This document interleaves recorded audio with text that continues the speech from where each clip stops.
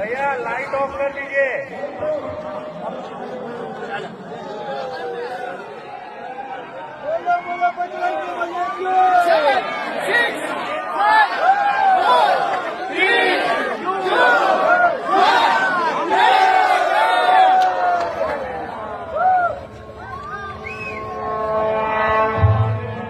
సర్వ మానవాళికి రక్షకుడు, మనకు కొండంత అండగా నిలిచేవాడు.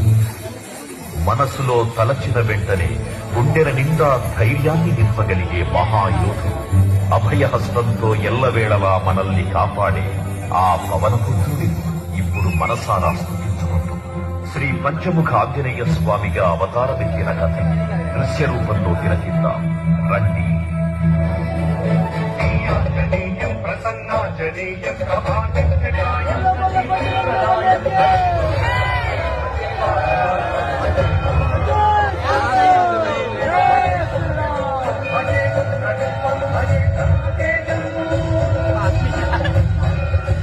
అది రామాయణ మహాయుద్ధం.